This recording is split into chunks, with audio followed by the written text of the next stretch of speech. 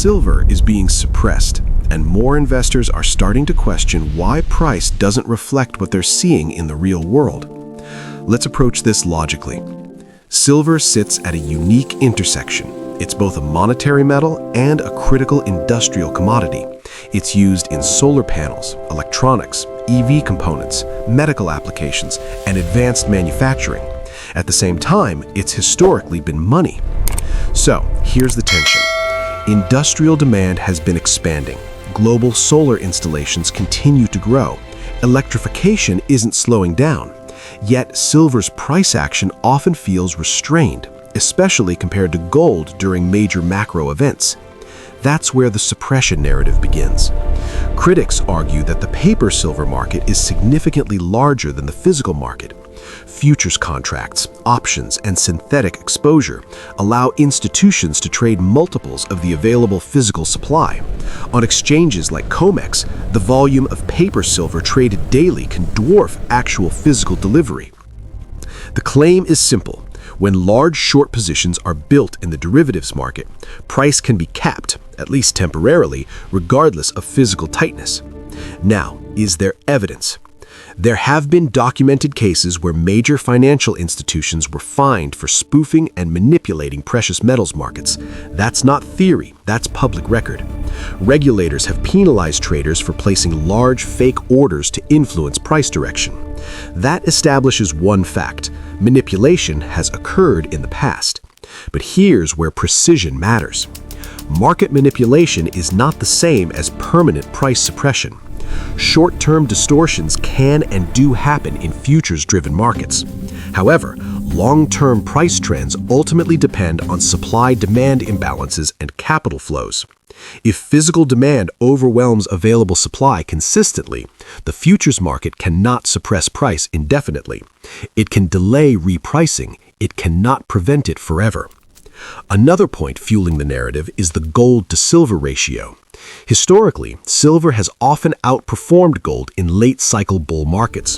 When the ratio stretches historically high, silver advocates interpret that as evidence of undervaluation.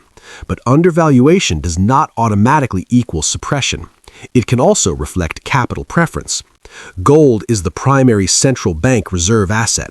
Central banks accumulate gold, not silver. That structural demand creates a different floor under gold's price. Silver relies more heavily on investor flows and industrial consumption.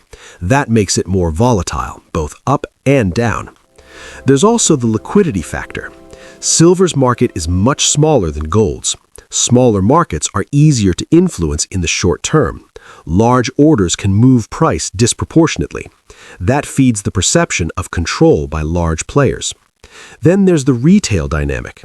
During periods of economic stress, retail demand for physical silver coins and bars often spikes.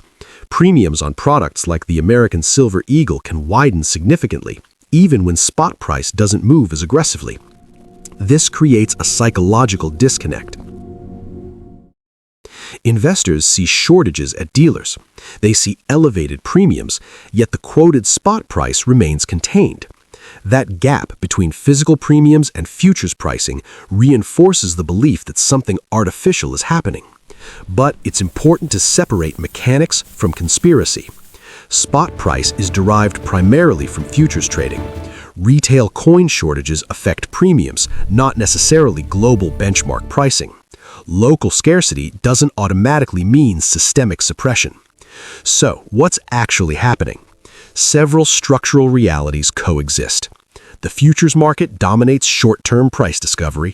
Leverage amplifies volatility. Large institutions participate heavily. Industrial demand continues to grow.